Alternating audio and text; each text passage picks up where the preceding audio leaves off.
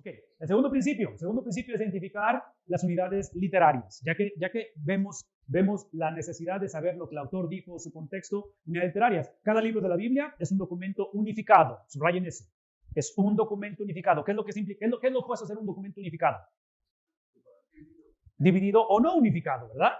O sea, es un documento que anda por todos lados y llega un momento en el cual, cuando no hay unidad, eventualmente hay contradicción. Entonces, parte de la unidad de la Biblia, lo hermoso de la palabra de Dios es que es un libro que no se contradice a nivel del libro, a nivel de un libro específico o los libros en su totalidad. Por lo tanto, dice, los que interpretan la Biblia, escuchen esto, no tienen derecho a aislar o de aislar un aspecto de la verdad a costa de excluir a otros. ¿Qué está diciendo?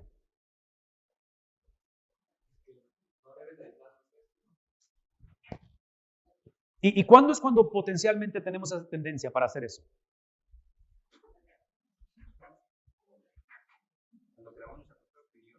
Una propia opinión. O buscamos un texto que afirme nuestra propia opinión. ¿Sí me explico? E inclusive por eso, muchachos, dejen regresar a la iglesia. Es por eso que mi sugerencia, ya sea que vayan a una iglesia donde ya está establecida o están empezando y hay un pastor, o inicien una iglesia, aun si la inician desde cero y van a empezar obra nueva, mi sugerencia, esta es mi sugerencia desde ahorita. Y otra vez, aquí tenemos que hacer un esfuerzo para ¿cómo se dice esto? Un esfuerzo para desintoxicar nuestra subcultura cristiana, o en este caso eclesiológica. Mi sugerencia es que seamos parte de iglesias donde haya multiplicidad de pastores o de líderes. Y no tienen que ser pagados, porque típicamente pensamos en el ministerio vocacional como alguien pagado. ¿Por qué? Esta es la razón, ese es mi punto que estoy diciendo. Porque estamos leyendo aquí acerca de la importancia de no aislar un aspecto de la verdad a costa de otros pasajes o de excluir a otros. Y menciono esto porque típicamente como pastores, como somos parte de un sistema o somos parte de un legado o una herencia eclesiológica y teológica, que es el catolicismo, todos venimos de ahí, ¿verdad? Todos venimos de ahí. En la Iglesia Católica, por cientos de años, existe una división entre el clero y el laico. Eso nosotros en doctrina y teoría no lo creemos, pero en la práctica sí lo hacemos. ¿Por qué? Porque cuando hablamos de la predicación o la enseñanza de la Biblia, cuando no hay pluralidad de liderazgo, los pastores, los predicadores, los maestros, necesitamos tener personas a nuestro alrededor calificadas, ¿sí? No puedo dejar de enfatizar eso porque es lo que le enseña. Calificadas, bajo lo que Pablo establece y la Biblia establece de quién califica, personas que cuestionen saludablemente nuestra teología y nuestra predicación. Porque hay una palabra que se dice punto ciego cuando manejas en los espejos retrovisores. ¿Qué significa el punto ciego? Que no se ve, por eso es ciego, ¿verdad? Es un punto en el cual no lo puedes ver, a menos de que voltees, ¿me explico? Tienes que voltear para ver si no está el vehículo ahí en ese ángulo donde es imposible de verlo con el espejo retrovisor. Todos sin excepción, porque estamos condicionados culturalmente, todos tenemos, teológicamente hablando, todos tenemos puntos ciegos. Entonces, yo necesito tener relaciones saludables, necesito tener un equipo de hombres y de mujeres, yo argumentaría mujeres también, en los cuales cuestionen mi teología, mi metodología de predicación, porque todos sin excepción vamos eventualmente a aislar pasajes de la Biblia a expensas de otros.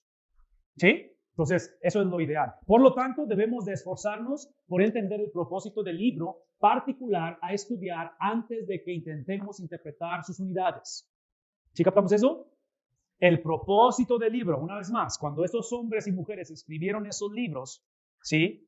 Ellos en su mente escribieron con un propósito. El libro, antes de que entremos en las unidades, antes de que hablemos de unidades literarias individuales. Las partes individuales, capítulos, párrafos, versículos, no pueden significar algo que la unidad completa no significó.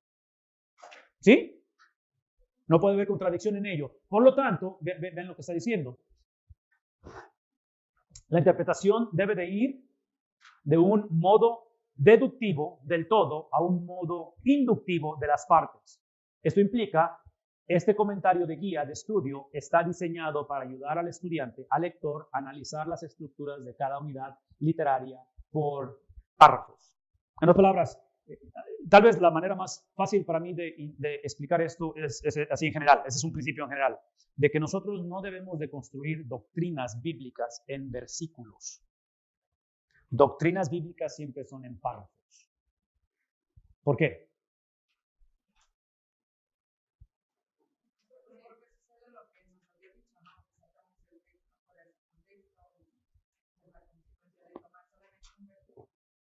varios versículos de diferentes partes del libro. No lo pongan esto en Facebook, pero yo argumentaría que los versículos no están inspirados. Están inspirados los párrafos. Es obvio que están inspirados, simplemente estoy diciendo que simplemente tengamos cuidado con simplemente agarrar un versículo, porque los autores no escribieron en versículos, ¿verdad? Para empezar. Yo no estoy en contra de versículos, simplemente que otra vez, una vez más, los sistemas, cualquiera que sea el sistema, los sistemas existen para servir a la persona o a la iglesia. ¿Sí me explico? No a la inversa. Entonces, versículos, capítulos, todo eso, qué bueno que existen. La canonización de la Biblia existe, pero existe para servir ¿a qué? A la autoridad divina, al mensaje de Dios, ¿me explico? No a la inversa. Entonces, cuando hablamos de esta cuestión de cuidar, de no estar separando cosas, nada más así. El interpretar a nivel de párrafo y no a nivel de oración, cláusula, frase o palabra o versículo es la clave para seguir el significado intencionado o original del autor. ¿Sí? No es más. O sea, la interpretación de la Biblia es por párrafo. Los párrafos están basados en un tema unificado. Hay una unidad en lo que se está diciendo, frecuentemente llamado el enunciado o declaración temática, así se le llama eso, que son las frases técnicas de esto. Cada palabra, frase, cláusula y enunciado en el párrafo, no es más. Cada palabra, cada versículo, cada frase, cada cláusula en el párrafo se relaciona de alguna manera a este tema unificado. Ellos lo limitan, expanden, lo explican y lo cuestionan. Una verdadera clave para la correcta interpretación es ¿qué cosa? Es simplemente continuar la línea con la cual escribió. El ejemplo claro es cuando reciben textos de alguien que ustedes son cercanos, ya sea de mamá, papá, hermano, esposa, hijo. ¿Sí? Cuando un hijo te manda un texto, cuando una persona que conoces cercana te manda un texto, es obvio que el texto lo contextualizas en el carácter del individuo. Y puedes leer entre líneas porque la conoces a la persona. Si es introvertida, extrovertida, si está enojada contigo. ¿Me explico? Entonces, traduzcan eso en la contextualización de versículos. El autor tiene una personalidad. El autor tiene una manera de pensar, tiene una idiosincrasia, tiene sus limitaciones culturales. Entonces, cuando yo leo, tal vez el autor de más influencia en la Biblia, Pablo, cuando yo leo a Pablo, leo un versículo de Pablo, tengo que contextualizar, no solamente con el párrafo donde está ese versículo, pero tengo que contextualizar ese párrafo ahora, y como dije ayer, tal vez recordar que si este párrafo está en los últimos capítulos del libro, es probablemente un capítulo en el cual está hablando de la aplicación de la doctrina. Realmente es doctrina. ¿Sí? Romanos capítulo 12, versículo 1. Así que, por las misericordias de Dios, que presentéis vuestros cuerpos en sacrificio vivo, santo, agradable a Dios, que es vuestro culto. Versículo 2. No os conforméis a este siglo, sino transformaos a través de la renovación. Sí, todo eso, el capítulo 12 es lo que divide el libro de Romanos. 1 al 11 es doctrina, 12 adelante es aplicación práctica, eso es lo que significa. Entonces, no sé que esos versículos que son famosos y conocidos están en la parte práctica, la aplicación, es obvio que eso va a influenciar cómo lo predico, cómo lo enseño. ¿Por qué está diciendo Pablo que después de 11 capítulos, que es un montón de información, es un montón de doctrina, por qué está concluyendo Pablo y llegando a un resumen de decir, ustedes, Iglesia de Roma, esto es lo que significa todo lo que les acabo de decir. Si ustedes no hacen esto que estoy diciendo ahorita, fue en vano todo lo demás. Es lo que está diciendo. Es en vano, porque en la Biblia no hay separación entre el significado y la aplicación del significado. Entonces, traduzcan eso en lo que estamos diciendo aquí, porque en este caso, observen la unificación que hay en todo ello, y es por eso que dice aquí otra vez, cada frase, cada cláusula, obviamente está contextualizado de alguna manera con ese tema unificado. Ellos lo limitan, otra vez lo expanden, lo cuestionan, y la clave aquí es seguir el pensamiento del autor original. Este comentario de guía, otra vez, habla acerca de cómo le va a ayudar al estudiante a hacer todo ello, y termina diciendo esto: esas traducciones han sido seleccionadas porque ellas emplean diversas teorías de traducción. Estas son las traducciones que él va a usar para el comentario, para que sepan, que va a usar el texto griego, en lo cual usa la Reina Valera. Ahorita les voy a mostrar cómo es que la usa. Biblia de las Américas. Va a usar la Biblia la versión Dios habla hoy. Y va a usar la Biblia de Jerusalén, que es una versión católica, obviamente. Tercer principio, rápidamente. Este tercer principio, el leer la Biblia, es diferentes traducciones para poder obtener el más amplio rango del significado. Ahora ya entramos en el uso de múltiples traducciones. Ahí es donde la página que les dije hace un momento, Gateway Bible, es la que ayuda mucho porque ya te da todas esas versiones ahí electrónicamente. Entonces, un rango amplio del significado que las palabras bíblicas o las frases pueden tener. Estas diferentes traducciones, dice, resaltan, estas opciones y ayudan a identificar y a explicar las variaciones de los manuscritos griegos. Estas no afectan la doctrina, pero sí nos ayudan a regresar al texto original escrito por el autor antiguo inspirado. En este comentario, dice él, se ofrece una manera rápida para el estudiante de verificar sus interpretaciones. Este comentario no tiene el propósito de ser definitivo o de tener la última palabra, sino más bien de ser informativo y de invitar ¿a qué cosa? A pensar. Entonces, Dr. Bob no tiene problema con que haya desacuerdo. No hay problema con que haya desacuerdo. Simplemente lo que él te va a decir y lo que el comentario te va a decir, número uno, cuando me escuches hablar de esto, no simplemente muerdas el anzuelo, cuestióname. En otras palabras, necesito que tú, como la audiencia, como el intérprete, tú necesitas saber de dónde yo saqué la información. Entonces, tú necesitas hacer tu propia investigación. Aviéntate tu round con la Biblia. Cede tu espíritu al Señor. Aprende a obedecer. Desarrolla esa hambre por conocer a Cristo. No simplemente por hacer una palomita y un checklist de que ya vine a la iglesia, escuché un sermón o me aventé un podcast donde estoy aprendiendo de alguien más. Es importante hacer eso, pero todo eso son medios para algo más grande que es la persona de Cristo, que sea reflejada en mi estilo de vida, ¿verdad? Entonces, en este caso, cuando me escuchas, ¿sí? Predicar o enseñar, Él te va a decir, tienes que checar lo que estoy diciendo. No simplemente porque hablo en el nombre de Dios, automáticamente lo hace veraz, porque hoy en día muchos hablamos en el nombre de Dios. Entonces, está invitando a pensar con frecuencia. Las otras posibles interpretaciones nos ayudan a no ser tan parroquiales, dogmáticos o, en este caso, nuestra denominación, que tiene más influencia que la palabra de Dios muchas veces. Todo intérprete debe de tener una amplia gama de opciones interpretativas para reconocer cuán ambiguo puede ser el texto antiguo. ¿Qué significa eso? En otras palabras, mi pregunta es, ¿existe ambigüedad en la Biblia?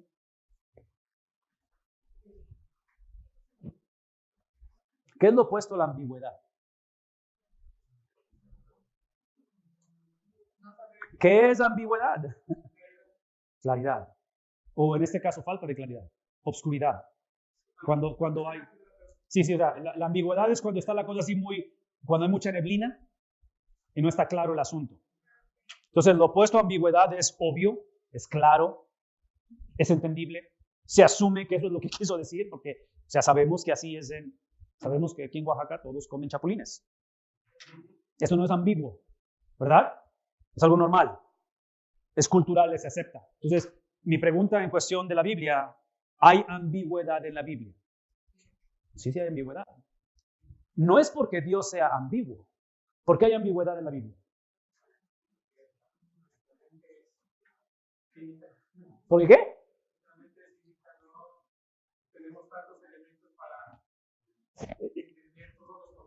Es cierto eso, pero la pregunta está basada en la Biblia, no en nosotros. ¿Por qué hay ambigüedad en la Biblia?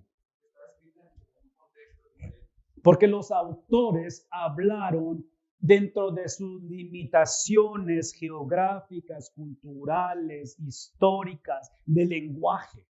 ¿Me explico? Entonces, este es mi argumento. Aquí está mi argumento. La ambigüedad de ciertos pasajes de la Biblia y la ambigüedad que es el producto de la intervención humana, en mi opinión muy personal, es la plataforma necesaria para recordarnos que la autoridad de la Biblia no está basada en por qué estos hombres tuvieron una intervención divina con Dios. Está basada en que aún Dios usó hombres con limitaciones. Entre más recuerdo y veo las limitaciones de los autores, más enfatiza la divinidad de Dios. ¿Sí captamos eso? Entonces, esta cuestión de ambigüedad, inclusive yo sé que yo vieron a Dr. Bob hablar acerca de ciertas cosas que en un momento dado pone tela de duda de que, entonces este pasaje no está inspirado. ¿Sí me explico? Si tú observas, si ustedes tratan de buscar, por decir, Marcos 16, y tratan de buscar el comentario de Dr. Bob en Marcos 16, no lo van a encontrar, porque él te va a decir, no es inspirado. ¿Sí? ¿No? Ahora mi pregunta es esto, ¿cambia eso la autoridad de la Biblia? No. Eso simplemente afirma de que en las limitaciones humanas, en la ambigüedad del hombre, en la imperfección del hombre, e inclusive, otro paréntesis antes de darles un descanso.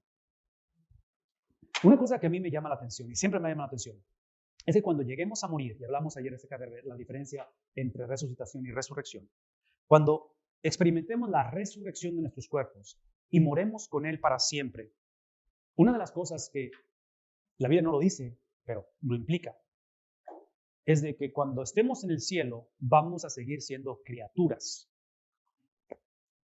con una mente finita.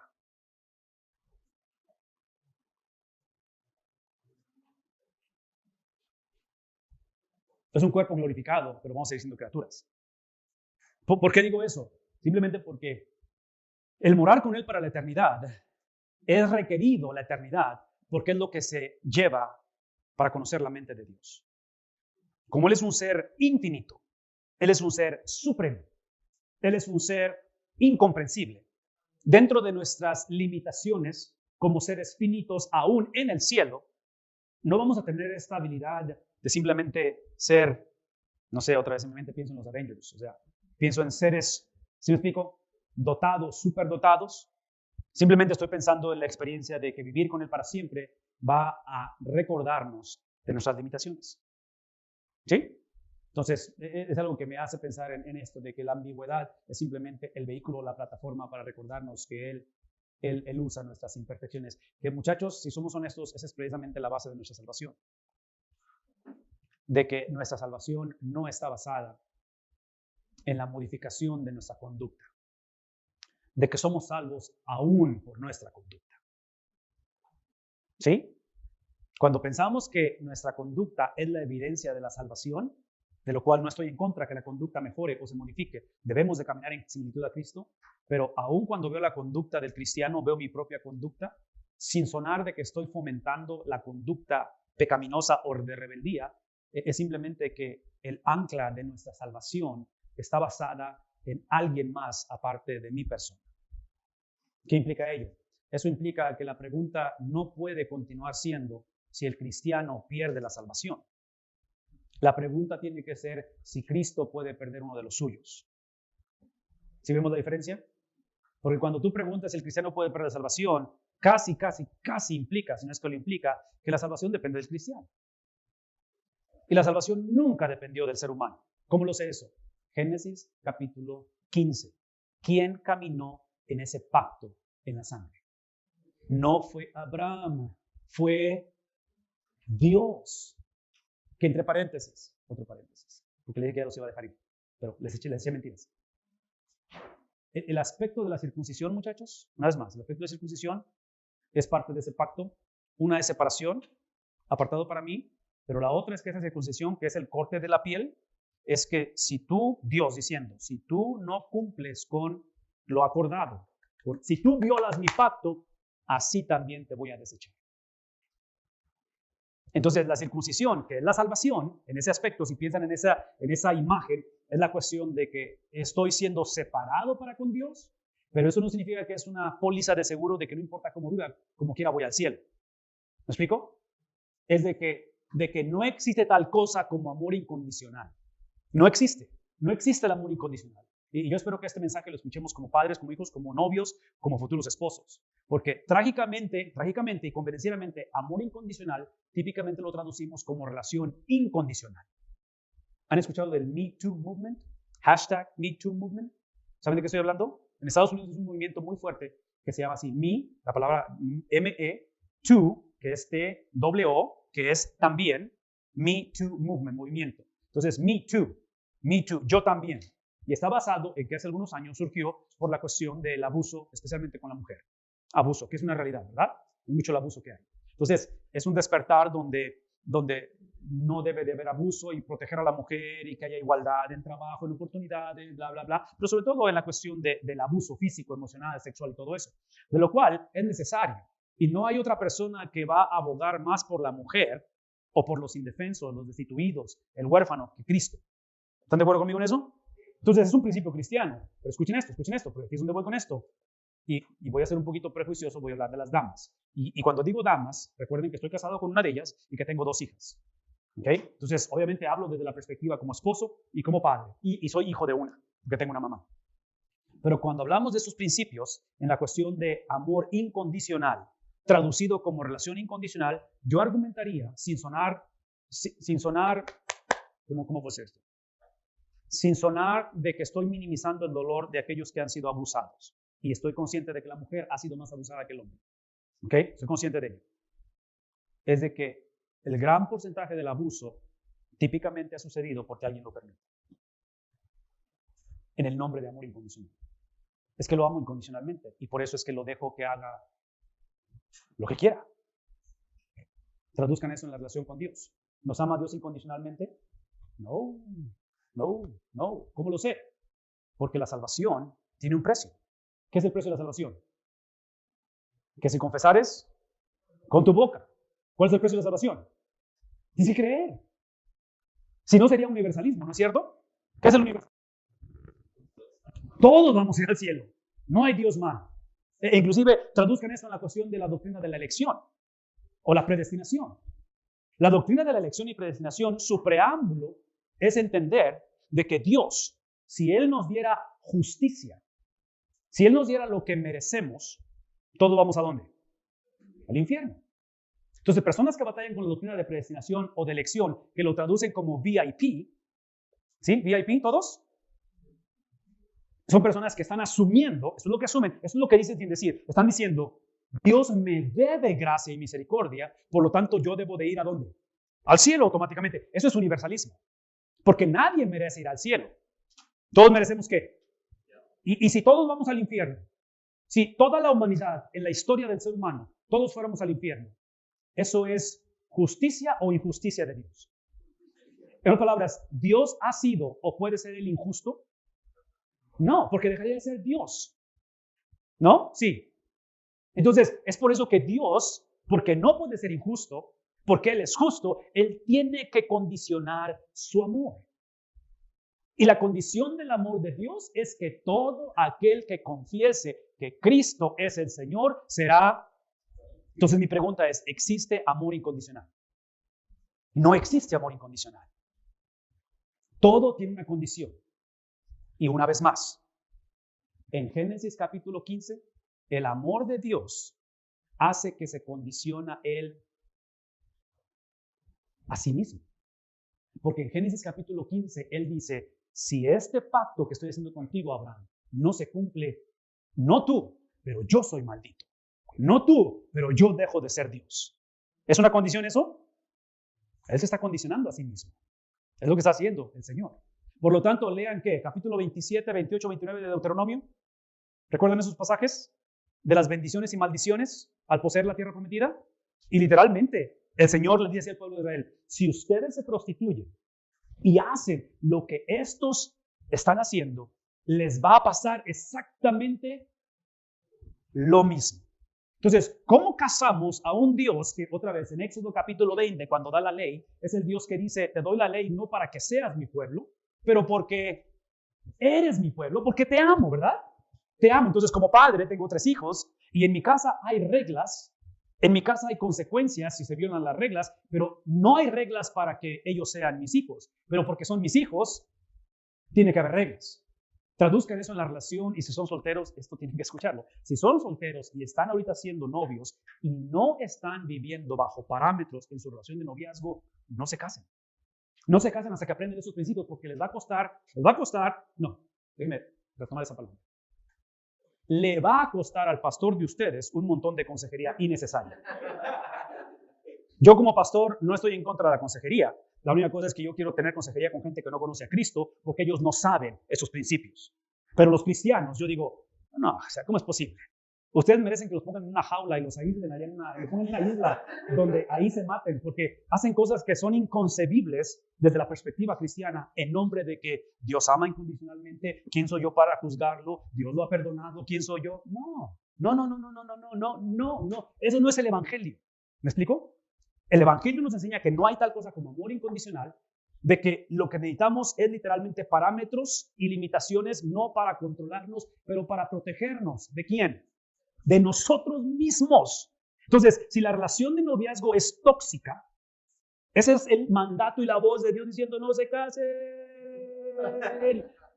Porque toda relación de noviazgo que requiere consejería matrimonial va por mal camino. Una vez más, no estoy en contra de la consejería matrimonial, pero si la necesitas cuando eres novio, es así como que, espérame tantito, compadre, espérame tantito, ¿cómo va el asunto por ahí? Es obvio, está otra vez ahí, como en el libro de Daniel, donde está la escritura en la pared diciendo, esto va por mal camino, va a ser una miseria el resto de tus años en el nombre de que son cristianos. Ahora, esto yo le doy mucho más margen a que cometan este tipo de errores personas no cristianas, porque entonces no tienen un punto de referencia, no tienen una perspectiva, en este caso, cristocéntrica. Pero toda persona que confiesa ser cristiano, es imposible que sigamos perpetuando estos patrones destructivos de la vida. ¿Sí? El otro era la moneda que tengo que decirles, porque tiene que ser justa esta conversación, es que tampoco se me esperen hasta que tienen 42 años para casarse, ¿ok? Porque nunca encontraron a la persona ideal, ¿ok? No existen esas personas ideales. No existen, ¿ok? Entonces, es una combinación de ambas, de que tampoco se esperen, porque es obvio que no estoy diciendo que la experiencia suprema de la vida es el matrimonio. No lo es. La experiencia suprema es similitud a Cristo. Pero si tú de antemano sabes que no estás diseñado para estar solo el resto de la vida, ¿qué dice Pablo? No te quemes. ¿Qué dice Pablo? ¿Me explico? ¿Por qué? Porque esta cuestión de esperarse en el matrimonio, lo cual, no es más, yo tengo una de 20, tengo una casa de 21, cumple 21 ahora el 30 de mayo, tengo una de 19 y tengo uno de 16. El esperarse a casarse, sabiendo que no fueron diseñados para estar solos, ¿ok? Si de antemano lo sabes, porque es un don, es una habilidad que muy poquita gente la tiene. Yo no la tengo, ni la tuve. Yo sabía a temprana edad que yo no nací para estar solo. Entonces, el esperarse en el nombre de lo que sea, no sé si el nombre de que hasta que tenga una profesión, hasta que tenga dinero, hasta que acabe la escuela, hasta que bla, bla, bla, bla, bla, es a expensas de promiscuidad. Que una vez más, esto egoístamente como pastor lo digo, el 80% de la consejería que yo he hecho como pastor en los últimos 28 años que he pastoreado es lidiar con el efecto de dominó en matrimonios casados de lo que vivieron en su vida de solteros. Porque obviamente lo traen al matrimonio, ¿no es cierto? O sea, toda su disfuncionalidad sexual, emocional y todos sus dramas y telenovelas se las traen al matrimonio y simplemente el matrimonio lo que hace es una lupa. Él lo hace grandototote. Y ahora a mí me va a costar un montón de tiempo que yo necesito invertir en otras cosas y luego voy a estar lidiando con lo obvio. Con lo obvio, ¿sí me explico? Era obvio cuando eran novios. Era obvio que estaban teniendo relaciones sexuales como novios. Todo lo que estaban haciendo, estaban practicando para ser infieles mutuamente en su matrimonio. Es lo que estaban haciendo. Era en inglés la palabra rehearsal. Estaban además en una práctica. Si estaban ahí. Entonces, damas, si están teniendo sexo sexuales con su novio, no se quejen cuando el chavo se encuentra con una chava que es la mitad de tu edad, ya de casados, y se ve mucho más atractiva porque tú ya tuviste 3 hijos y tu cuerpo ya cambió. ¿Me explico? O sea, son cosas que en un momento los filtramos a través de estas subculturas cristianas que el amor incondicional, que simplemente perdónalo y simplemente, inclusive en esta cuestión del perdón, yo siempre he dicho que el perdón no es un sinónimo de la confianza. Perdonar es un mandato divino. Jesús dice en el Padre Nuestro, perdona nuestras ofensas como nosotros perdonamos a los que nos ofenden, que es el principio. Si lo leen en reversa, es que si no perdonamos, Dios no nos perdona. ¿Me explico? Entonces, el perdón es un mandato, no tenemos opción perdonar, pero perdonar no significa que tengo que confiar. Entonces, perdonarte no tengo problema, te perdono, pero no implica que eres la clásica borrón y cuenta nueva. Por eso, inclusive, cuando hay infidelidad en el matrimonio, en la conversación, porque obviamente es una conversación de demasiado dolor, de devastación, es devastador cuando una persona pasa por una infidelidad, llega un momento en el cual en la conversación, la persona o la víctima tiene que ser confrontada con esto, eventualmente, en el proceso de sanidad. Una es de que no traduzca a la víctima y haga por inercia un sinónimo de perdón y confianza. En mi experiencia de muchos años en el ministerio, el patrón que es predecible, asumiendo que la mujer es la víctima, es que cuando hay infidelidad, y no sé si lo han visto, espero que no lo conozcan esto, pero lo que típicamente hace la víctima es que se embaraza y le da un hijo a su esposo, a quien le engañó. ¿Por qué? Para que no se le vaya. Porque típicamente la víctima se echa la culpa a sí mismo y dice, yo fallé, algo hice. ¿Qué hice? ¿Por qué él se fijó en alguien más? Se fijó porque es un sinvergüenza. Esa es la razón.